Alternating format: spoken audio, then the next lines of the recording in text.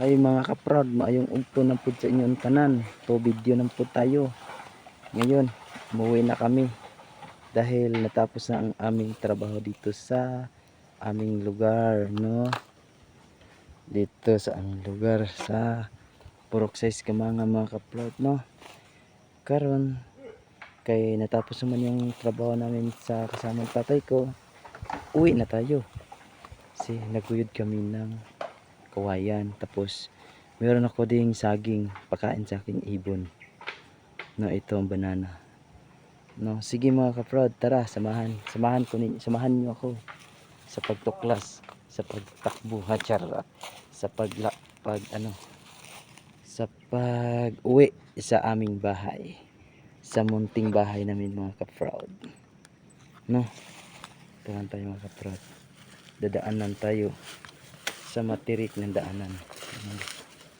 Usual tayo kasi ito man ang buhay natin, tapos ito man ang ating pangarap na maging isang vlogger. O sige, tutuklasin natin to ang buhay sa isang pagbablog, no? Tapos ito naman yung buhay natin, sige, tiyagaan, tiyaga lang tayo muna, no? Pauwi na kami. Tapos ngayon, ito ang paraimnanan sa baka. Dito ang uminom baka namin, yung si Brando, no? Si Brando naman dito sa iinom. Tapos maglakad lang tayo. Ito lang, simple lang taglalakad, no? So usual naman tayo mga kaprod, as usually charot, no? Siyempre matirik naman daanan, ganun na natin buhay, no? Diba? Ayos kayo mga kaprod, naglakad lang tayo dito sa ating munting lupain. No, siyempre naiwanan ako sa tatay ko. Siyempre sabi ko sa kanya na ako na lang magbibideo, mag-vlog sa kanya, dahil siyempre mahilig man tayo sa pag-vlog. Ituloy natin yung ating gusto, ituloy natin yung ating gusto natin, no? Ayun, si Brando, ganun talaga yung kawayan, diba? Oh, si Brando. Dito naman tayo. Grabe mga kaprod, grabe kainit, no? Init talaga, sobra. Tapos mamaya naman mga kaprod, uulan naman to, malakas naman tong uulan dito, no?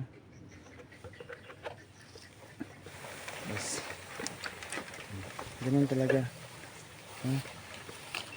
Kung wala ka ng sasakyan or hindi makadaan dito sa lugar namin, pwede naman kabaw or baka. Kasi dito naman sa lugar namin, sa tatay ko, baka sa kanya, ayaw niyang kablabaw. Kasi yung kalabaw, kailangan kasi siya ipatuna, ano sa Bisaya, tuna. O pwede mo siyang, no, ibabad mo lang sa lapotik o lapok, no? Tapos yung baka naman, hindi ka naman mapapagod dahil pwede mo siya, hindi siya ipaliblib sa potik,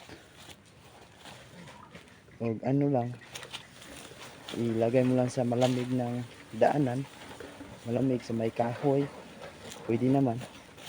Tapos yung baka, kabaw, mahirap naman talaga kasi kung tig-una na, ang tawag nun, ng mainit, mataas yung init dito sa amin, hindi kawawa yung kabaw, no? Ganito kainit, pwede naman patuna mo yung kabaw, no?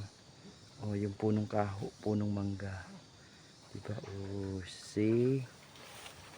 parang CCTV, oh. Yun yung tatay ko,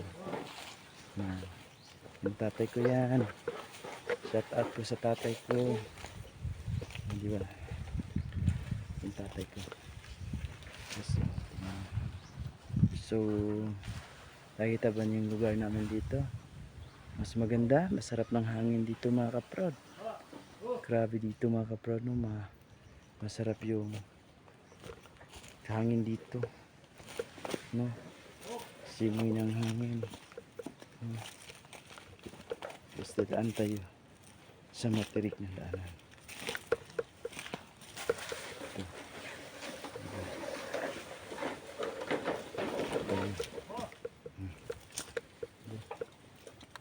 Ito tayo.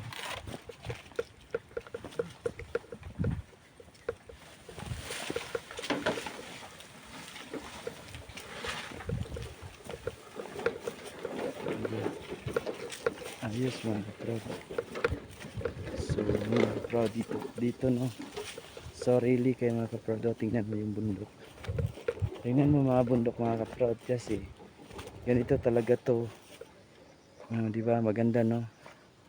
So beautiful kayo mga kaprod, no? So beautiful tayo dito sa bundok namin. Diba? Yung bundok namin doon. Oh, dito kami dadaan kasi may dala kami papa, yung kasamang tatay ko. Dito naman tayo dumadaan.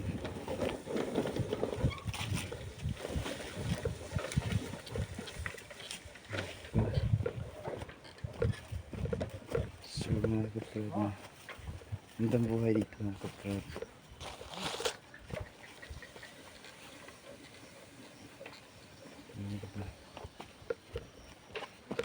Always somewhere.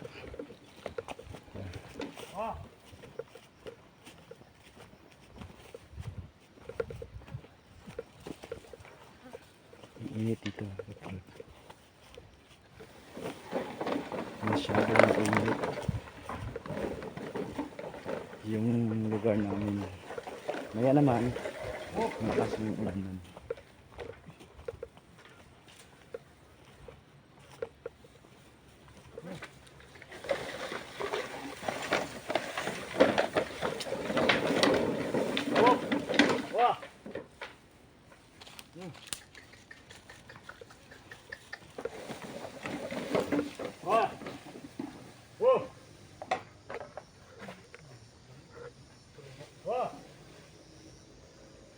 Mga kaprod,